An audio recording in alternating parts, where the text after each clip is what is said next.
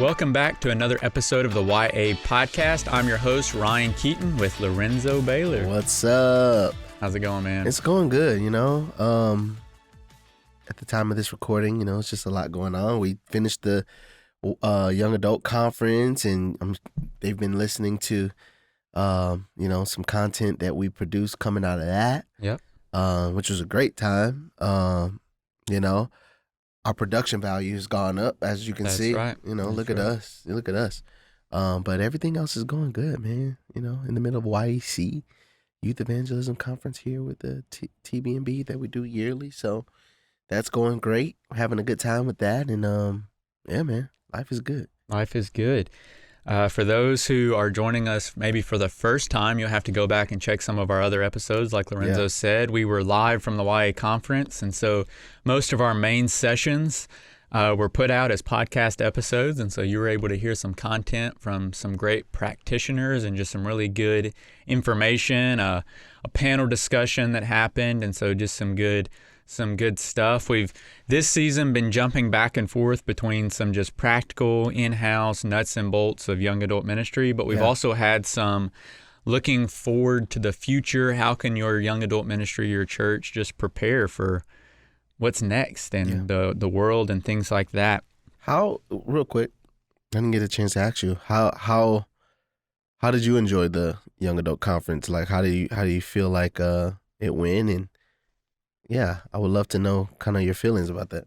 Yeah, so I'm sure they would too. Yeah, so if you were there, you probably have an opinion formulated, and if you weren't there, I'll just say, for me personally, I can always nitpick something to death, especially if I'm in charge of it, right? Yeah. But I'm just so encouraged, one, that it seems like the conversation of reaching young adults is at a higher level now than it has been in the 2.5 or so years that I've been in this role. I feel like there are more churches that are seeing the need to reach young adults. Mm-hmm. There are some churches out there who are absolutely killing it right now in young adult ministry, and so it is awesome to come alongside of them and partner with them. And so the conference was just kind of a culmination of all of that. Yeah. The small group leaders that volunteered were primarily young adult leaders from churches, and they came up with their own topics, and it was just really good practical information. The large group sessions I thought landed really well. And just being in the room and watching, around 170 this year, primarily young adults, more young adults in the room this year than last year. Yeah. It was just awesome to see just the actual movement of God among young adults in our state. And so personally, I had a few people just reach out to me and let me know that it was so intentional, even with the worship and preaching, everything was very intentional, and nobody felt left out. Sometimes you can go to a conference or something and everything is great, but you don't really feel like you're connecting to it. But I feel like everybody really just connected in the room, which is what I love. And, we had some very sweet moments. And shout out to the team and the church that had us. And we were so grateful to them. They were very just open and allowed us to come in and just, do what it is that we do. And I was very pleased with that. Yeah, I think one of the pushbacks could be that it was almost too broad in some of our focuses, but kind of what you mentioned, it was broad, but hopefully in our broad scope, intentionally we were broad, was so that if you were a young adult, there was something for you. If you're a leader with a group, there was something for you. If you were somebody who has no young adult ministry and you're trying to start something, there was something for you. So it was broad in scope, but that was the purpose. The last thing I wanted, especially just being 2 years in, is somebody show up to the conference and say, well, this wasn't for me, and then not come back. Yeah. And so now as we are getting more momentum, we can look forward to the future conferences or events and say, okay, this one is going to be more specific for just a young adult. This one we can tailor just toward a young adult leader. Yeah. But you have to start somewhere, right? Yeah. I'll say personally, I still locally lead a young adult ministry in my local church. Yeah. And so I know that there was a student who came with us, my group, to the young adult conference who was kind of maybe identified as like a fringe student, like they were kind of involved but kind of not. And some feedback from them, not a believer, was that he could really feel God moving in his life, really felt more a part of our group. So even my local context, there was a lot of wins that happened, not even just at the state level, but just my ministry. Yeah. There was a lot of wins from it. So I was excited about that. Man. I love that. Yeah, we had a good time, and I can't wait to just kind of see what, comes next, obviously, we've been talking about the future, so there's a lot about the future that, we don't know. We don't know what's coming down the pike. So, but I'm excited about kind of where I feel like the Lord is taking us. So sure. Good time to be a young adult. That's right. That's right. And as we kind of transition to our main topic today, I think that's a good starting point because, you may be a listener or a watcher of this podcast and you have a very growing, vibrant young adult ministry. And so the topic today of starting a young adult ministry, or maybe what are some prerequisites to thinking about starting a group, you may think, well, we're ahead of that. But sometimes it's good to think about this maybe level 0, stage 0 that we're going to talk about. You may say, well, you may be listening and you say, I have nothing. Or you may be listening and say, we already have something and it's vibrant. But I hope that the principles that we talk about today are good no matter where your group is at. Yeah. So if you're not starting, or if you haven't started anything and you are just really interested in starting something for your young adults, hopefully these principles can get the ball rolling. If you already have kind of built a house, I've found there are times I've built something and then I realized, I did not clear cut the path as well as I should have. So there's still an oak tree in the middle of my driveway or something that I have to constantly navigate around. Yeah. And so maybe we need to go back and do some other clear cutting so that we can build a garage or whatever as we're building this structure we're trying to build. Yeah. And so this episode, we're just going to kind of look at what are some prerequisites we need to think about when starting a young adult ministry, or maybe your ministry's to the point where you need to start new groups off of your ministry, maybe to take your group to the next level. This maybe clear cutting stage 0, level 0 can help us think through that. So the first kind of question that's important when you think about the prerequisites is, what are the problems that we can face when we're trying to start something new? Yeah. And really 2 main problems rise to the surface most of the time for groups. And the first one is you just take a shotgun approach when you try to do it. And so that's just, we're going to throw this out there almost like the spaghetti method. We're going to throw a whole bunch of stuff against the wall and we hope something sticks. Yeah. And so your focus is so broad that you're not really hitting your target as directly. You think about if you go to the gun range, if you're a gun enthusiast, if you have a target up and you shoot it with a shotgun versus a rifle, the results are going to be much different. Yeah. And so, in vision and strategy, as I've always been told by my grandfather, if you aim small, you miss small, right? And if you're just aiming at the target, if you aim at the center of the target, you may miss by 2 inches. If you just aim at the target, you may miss by 2 feet. Wow. And so I think a lot of churches, when they try to start a young adult ministry or even trying to be young adult friendly, they're trying to aim at the target instead of trying to aim at the bullseye. Yeah, I like that. And so this shotgun approach of just, we don't really know where to start, so we're going to try to start. And you start too many things at one time. And so one way that you can kind of overcome that problem is by identifying some questions that we're going to get into here in a few minutes. But really knowing the questions, knowing your audience, knowing your context helps all of those things. The second problem that a lot of people run into is the copy-paste method. And so you go to a conference, you read a book, you see somebody online, you see another church in your town, and you think, they have a really successful ministry. I'm just going to do what they do in my context and hope it works, or it should work, right? It works for them. Why wouldn't it work for us? Yeah. And rarely does that happen. Yeah. Because every church is different. Every church has its own culture. Every church has its own leaders and its own people and its own. So even though our primary focus is Jesus and sharing the gospel, the makeup of every church is different. And so you can't do a copy-paste ministry of we're going to do exactly what they do and how they do, and it's going to work. Exactly. And the needs of your people are different. Yeah. You know, my primary background in ministry is leading worship. And, you know, most churches nowadays have multiple services. And, you know, back when I was the worship pastor at my family's church in St. Louis, we would do a couple services, and I would lead one service at 8 and then another one at like 11 or something like that. And what I found is that sometimes, you know, you because for the most part, you're not changing anything from service to service. You'll do the same songs. But sometimes what you find is the needs in one service spiritually may be different than the needs even in the next service, even though it's the same thing.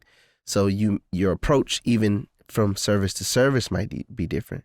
The same thing when you're thinking about young adults, I feel like, you know, you can't take something and say, man, you can take inspiration from a church and say, man, this works well for them. How can I adapt it for my ministry? But even in that, there's some subtle nuances and detailed oriented things that you may have to change in order to serve the people that you minister to. For sure. And even there's the risk of copy-paste ministry within your own church. Yeah. Young adult ministry can very much become youth group 2.0. Yeah. And it can't and shouldn't be that. And so one of the questions that you have to ask is is there someone who's going to be willing to lead this ministry? Yeah. And in most of our contexts, and I would say especially in Tennessee Baptist life, and this is even the context I came out of, was that the responsibility for young adults in college falls on the shoulders of the youth pastor. And so you may be watching this and you're a youth pastor. Well, that was my context. I was the youth pastor who we started a college and young pros ministry because years and years and years went by that I was pouring into students, pouring so much time, investment, discipleship, and then we were pouring them into nothing. We had nothing for them. We had a Sunday school class, but it wasn't effectively engaging them. And so we launched this college and young adult ministry out of need. And I'll be honest, for the first several years, it was, in many regards, Youth Ministry 2.0. We were doing the same thing for the college students that we did to engage them when they were in middle school and high school. Yeah. And again, their needs are different. They're in a different stage of life. And so if you're there and you're trying to decide, you know, what do we want? Maybe you have a service for your college and young adult, and you're wanting to create small groups, or maybe you have a Sunday school class and you're wanting to create a different night of the week Bible study or whatever it may be. You can't even necessarily copy paste what you're already doing in your church. Exactly. It has to be its own ministry because those people you're trying to attract are different. That's right. And it goes back to, you know, you talked about leading in worship, and it's the same in preaching. Like, I was the associate pastor, and so I preached consistently to the church as a whole, but I also preached to the student ministry. We would do, we had a weekly Bible study in a nursing home. And while the message of the gospel was the same, the way that you had to go about doing that in every context was different. The length that you did it, the illustrations you could give, the application you gave, it was all different. And so as we're thinking about young adult ministry, that's something to think about. Okay, who is going to take the point of this ministry? Because if you don't have a point person who is passionate and burdened about reaching young adults, it's not going to thrive. Everybody in your church has enough things on their calendar that if you just find somebody to fill a position rather than to be burdened for a ministry, it's not going to thrive. And then on another side of this, if you put the responsibilities on someone like a youth pastor to be the sole person to do this, well, I can't speak for your experience. I can only speak for mine. I only have so much time in a day. And so I can only pour into so much of one thing. So, I mean, to be honest, I would I feel like I'm decent at time management, but still, even with the schedule and saying, all right, these days I'm going to focus on students, these days I'm going to focus on college, that's still taking away from time I could focus on just college and just youth. Yeah. And so maybe that's you, and you're trying to double lead a ministry, or you're thinking about, you're a church leader and you're thinking about handing this to your young adult minister. Who can you bring alongside of them to help them carry that burden? Yeah. Because no matter how passionate or burdened you are, you only have so much time in a day. Yep. And so you need somebody, but you need somebody who's going to be passionate and burdened, and you need somebody that's also not wearing 500 other hats. Yeah, and I know a lot of times that can feel like a daunting task, but another key component in building any ministry, whether it's young adults, whatever it is building the relationships that will lead to trusting people to and empowering them to lead. I sometimes I don't feel like certain. I don't always feel like we do a good job in church at building leaders. Specifically, there are some churches that do it really, really, really well. But by and large, I feel like we'll say hey, you're in charge of this thing, but we won't empower them to lead, you know, and give them, and trust has to be earned, but, you know, trusting them that knowing what I poured into this individual, I can trust that they will steward it well. And a lot of times you feel like you're like, man, I don't have all this help. I don't have all this help. When really you may need to relinquish some of that control and relinquish some of that to someone else and empower them to take it on. And you'll find that there are plenty of people around you that you can reach to be able to carry it forward. You know, a lot of times we like to go to the people we know. So, you know, Brother Chris is over the youth. He's over the young adults. He's over the audio visual ministry. He's over all these things because you know trust that them you and trust know he's him. gonna do a good job, But now you have Brother Todd over here who's probably burning inside for some sort of responsibility. But you don't necessarily know what he's capable of. But now might be the time to start, you know, putting some things in Brother Todd. I heard a pastor say one time, sometimes growth and maturity looks like giving somebody responsibility. Yeah. That when you give them the responsibility, that responsibility will in turn mature them because they feel a sense of responsibility and purpose over a thing. Yeah. And there's kind of two sides to this. So one, there's the real potential that if you're the sole leader, that means you're going to be the lid for growth. Mm-hmm. So your leadership capabilities will be the lid. Your group is not going to outgrow your leadership capabilities. And so the more people you bring on, the larger that lid becomes because other people are picking up the burden. And in a lot of this, you're going to have to lead up. Yeah. So you're probably listening to this and you're not the senior pastor. You're a lay leader, you're a youth pastor, you're a young adult leader. And so you are burdened, but the rest of the church is not burdened yet. Yeah. And so maybe you're trying to start something that you've never had before, or you're trying to grow something. So what's the level of burden that the church has for reaching this? And I know, because again, I've been in this context where you have a burden and you see the need, but in order to get funds or space or approval or whatever, you have to pass on that burden in some way to other people so they can catch the vision. That's right. So in what ways can you pass on that level of burden, or what ways is your church already burdened for this? So, I mean, are there conversations that are being had about this movement of burden? Mm-hmm. Is there prayer? I mean, we had a whole podcast episode at the very start talking about how prayer matters. Mm-hmm. But are you praying for those in specific and strategic ways for people in your church to catch the burden and the vision of starting this new ministry? Yeah.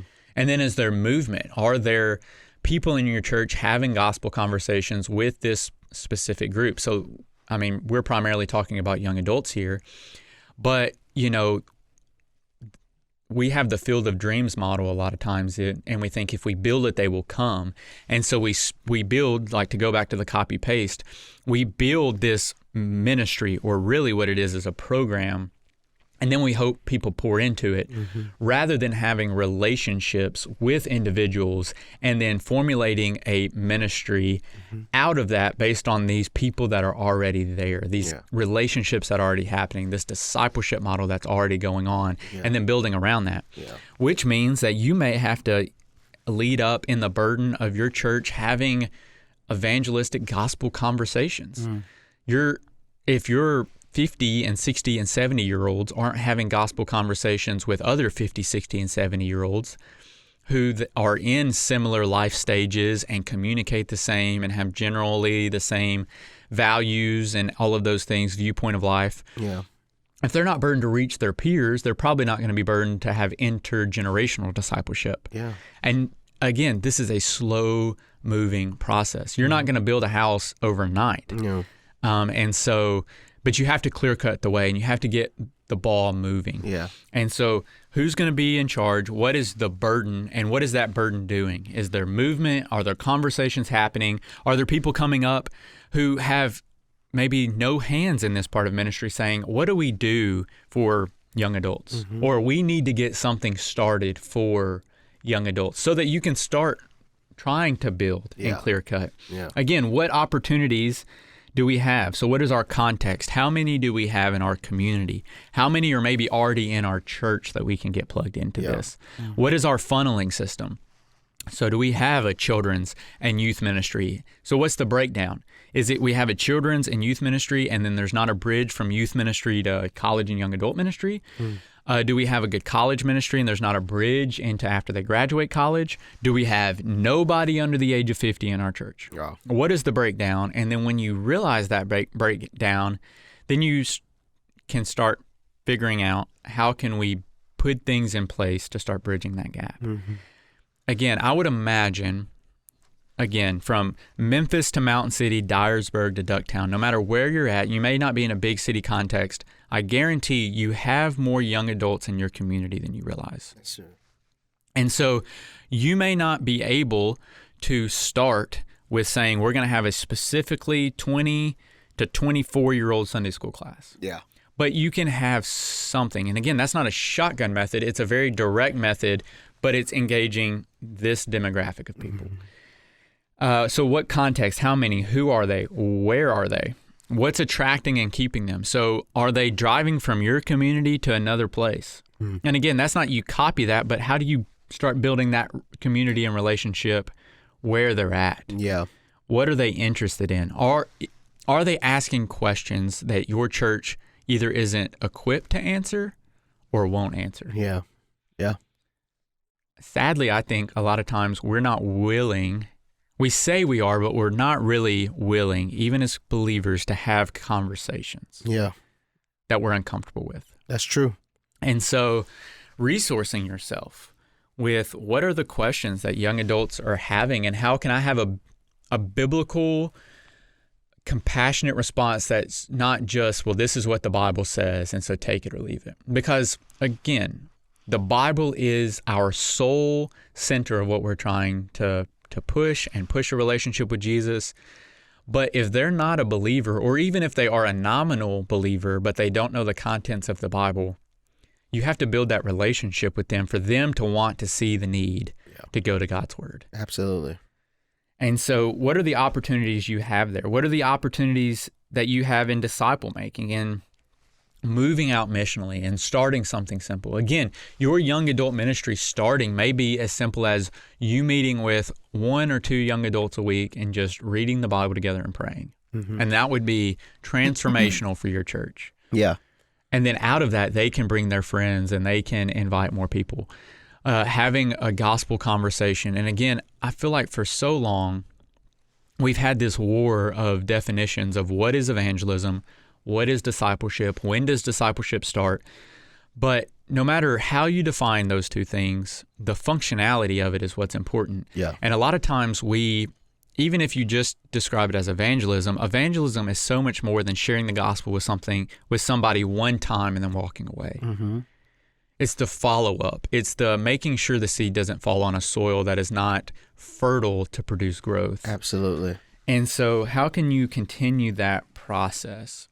And it's easier at the beginning to start with the end in mind of knowing what your win is. What is your want? What are your expectations? Yeah. Rather than getting 2 or 3 years down the road and then you've started a lot of things, you've created a lot of things, and then you realize we've gotten the cart in front of the horse and we really didn't clearly define what a win was for us. Mm-hmm.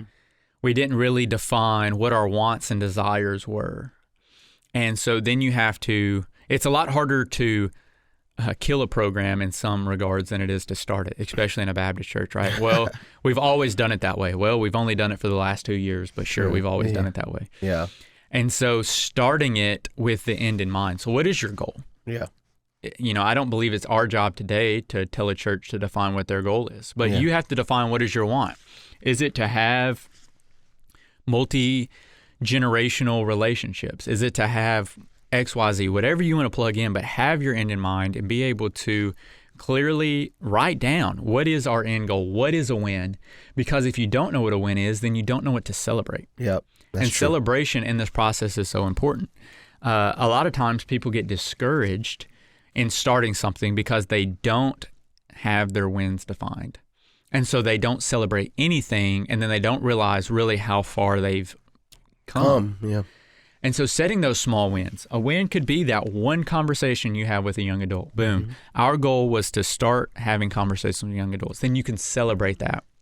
And then I found when you're talking about handing off burden to other people in the church, your church will do what you celebrate. Mm-hmm. And the more you celebrate having evangelistic conversations, talking to young adults, seeing young adults saved and baptized, the more people will want to do it that's what you're celebrating. That's right.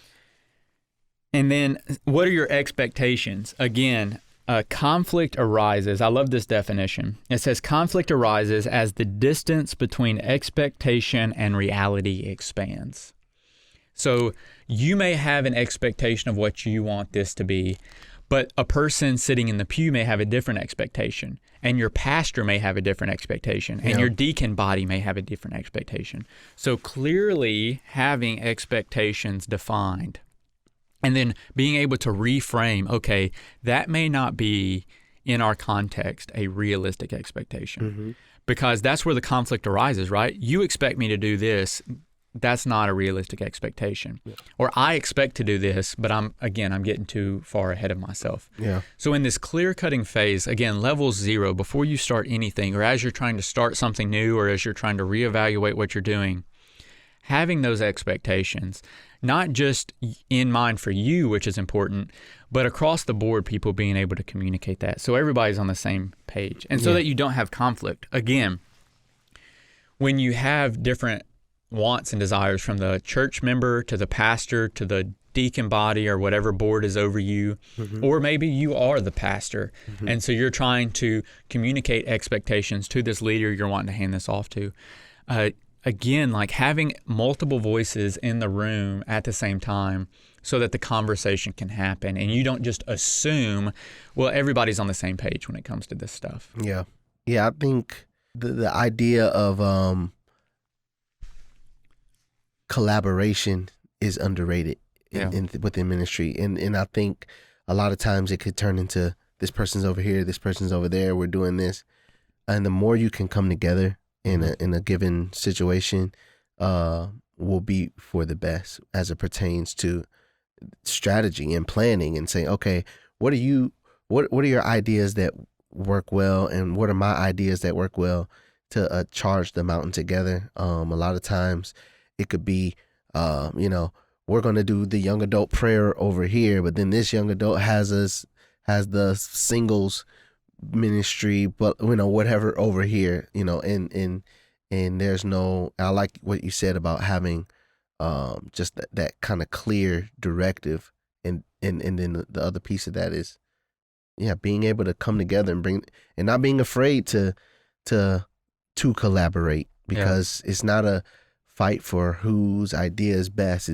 It's how can we come up with the best strategy to reach the goal. Yeah. And I would just encourage you, if Baptists can do anything, they can have a meeting. No, Baptists know how to have a meeting. And so in the leading up, when you're wanting to have these conversations, clearly writing out an agenda, communicating that agenda beforehand so that when you're in the meeting, you can stay on task. Yeah. And it doesn't become everybody's, well, I think this, I want this. Yeah. And if you need, consult outside voices. Get other people who can ring the bell of the same thing you're trying to ring, because sometimes it takes an outside voice to help implement things that you're trying to implement. Yeah. And so four mistakes that kind of happen in this clear cutting process is, one, you don't clearly evaluate your readiness. Mm-hmm. So how ready are you to start something new? And again, the burden of your church, the leader, all of these questions we've already asked, the opportunity, think about the readiness. Mm-hmm. Are Are you ready for what you're trying to start? Is it a new group? Is it a new ministry focus? What is it? Evaluating that readiness. You're not, so if we don't evaluate that. The second is not having that specific leader. So don't make the mistake of trying to start something before there's somebody burdened to step in that role. Mm-hmm. Because then you're starting something, but there's no clear leader. There's a million different directions. There's different voices, and there's something on the calendar. There may be something on your website, but nothing ever happens. Yeah. The third is not doing the foundation work and just wanting to build. Mm. And again, and we know in spiritual life, our foundation, our cornerstone is Christ. We know in housework, you have to build the foundation. But so many times what happens is, again, we get antsy and stuff doesn't happen as quick as we want it to. And so we don't do the groundwork quick enough. We don't do the clear cutting. And so, like I said, you have the house and a driveway, but an oak tree's in the middle of it and you can't even get to it. Right. And so doing this clear cutting work and laying this foundation work. And again, part of the expectation is communicating. This is going to take a little time. So again, young adult ministry, the ministry is very transitional. The leaders many times are very transitional. Yeah. So having in place multiple voices that can speak into it to hand off, and then having a clear vision of this is what we want to accomplish in 6 months, a year, 2 years, 3 years, 5 years, 10 years. Yeah. A clear process that you draw out so that you have a goal, you have something you're working toward, but you don't get too far ahead of yourself. Yeah. Having these goals. And then again, don't copy and paste. No. It's a cheap way to get an end result. And I'm a big believer on you get what you pay for. Yeah. So can you get more of something at a cheaper price and it not be great quality? Yeah. Sure. But if I want something, I'm going to spend the extra few dollars to get something of quality because I want it to hold up. That's right. At the recording of this, me and my wife are in the process of adding on to our house. And the reason that we went with the contractor that we went with was because we met with several, and he told us, if you're quoting a lot of people, just know I'm going to be more expensive than them. Mm-hmm. He said, but I promise you the quality of my work will be worth it. Yeah. And I was like, sold. And so he was much more expensive, but I loved his transparency in the fact of he said, I'm going to be more expensive and this is why. Yeah. And I think there are a lot of people in the pews that would be willing to say, all right, yeah, I'll give more money to that if you tell me why. Yeah. Or a young adult that you just communicate, look, this isn't going to be this yet, but this is why. We want to build this foundation with you in this ministry, and then this is where we're taking you. I think people are willing to spend more time. I think people are willing to spend more money if they understand the why behind it. That's true. And so that takes you doing some of these prerequisite work of what do we need to clear cut? Yeah. How do we need to do it? And then setting these goals to be able to do this, and not falling into those pitfalls. And I probably would add to that, not being afraid of change. Just because you've been doing something for the last 20 years, 30 years, 50 years, a lot of churches, a lot of the churches within the convention are hitting 100 plus years. Yeah. Just because you've been doing it that long doesn't mean that just because it's not broken doesn't mean that it can't be improved. Yeah. And I think a lot of times, and not even just Baptists, but all people can be afraid of change because We don't know what that change will produce. But if you're serious and you have a heart and desire for building a young adult ministry, or building a youth ministry, or building a seniors ministry, it may require you to step out and do some things that you may have never done before. Yeah. And, the church that I'm a part of, that I lead in, is 182 years old. And so, yeah, it's like trying to turn an aircraft carrier, right? It's not the most agile organization. Sure. But again, why are we having these conversations? You may be sitting here at the end and you've been eating this all up. But again, I understand the thought of like, look, I just want to, I'm a minister of the gospel. I just want to share the gospel.